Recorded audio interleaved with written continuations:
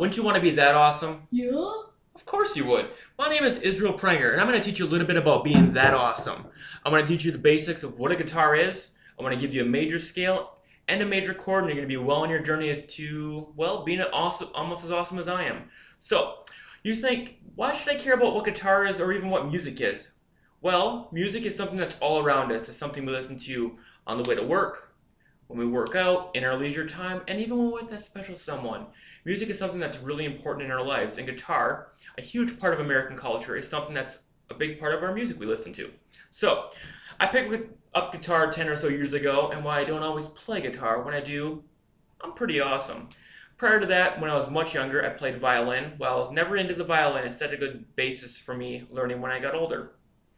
With guitar, I dabbled with a few different styles, some jazz, some flamenco, some classical, and a lot of finger style. That's where you pluck the strings with your fingers, and that's my favorite style to play. So we're going to jump into learning about guitar. There's a few different kinds of guitars. There are acoustic guitars, there's electrical guitars, classical guitars. There are also more obscure types, but those are the major types of guitars you're going to see out there when you look for guitars. So let's jump right into looking at what I have here. This right here, this beautiful axe is called an acoustic guitar. So, what we have here is called the bridge. It anchors these 6 strings of the guitar. This right here is called the pick guard, and the rest of this beautiful rosewood is called the body of the guitar. So as we move up the neck of the guitar, we get to the head of the guitar where there are 6 tuning pegs, 1 for each string.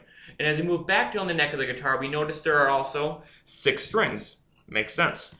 There is an E, an A, a D, a G, a B, and an E string. So, as you look at that neck of the guitar again, you notice there are all these metal lines. These are called frets. In between these metal lines are where the notes live. You can think of these notes as colors. I've heard that expression before. They'll help you paint a picture. So each one of these notes is a color. So if you only know one note, you're not really going to paint much. But if you know how to make multiple notes work together, you can paint a picture or begin to paint a picture, and that's where a scale comes in. So I'm going to teach you this C major scale, one of the most basic scales you can learn on the guitar, but also a tried and true scale. So we have C, D, E, F, G, A, B, C. You'll notice there are 2 C's in there. You're 8 notes apart, called an octave. Pretty awesome in and of itself. So you're saying, hey Israel, you're super awesome, but what does that mean? Well, let me tell you. You can use that scale in a few different ways. You can mix the notes up to make melody like this. Or you can stack those notes to make to create harmony, to create chords. So to make a major chord, we're going to learn the basic chord you can learn on guitar called a C major chord. You're going to stack a 3rd and a 5th above that root note. That root note is going to be the C. So let's find those notes. C, D, E. That's your 3rd right there. Now let's find that 5th. C, D, E, F, G. There you go. We got C, E, G. Now remember, this right here is also G. So to play it correctly on the acoustic guitar, you're going to use that open string. C, E, G. We're also going to add an octave C and an octave E, which is also the last open string. Do you hear that? That sounds beautiful. Fills the body out a little bit with a couple octave notes. So let's use that in a song. I'm going to play Simple Man by Leonard Skinner, which I did in the opening.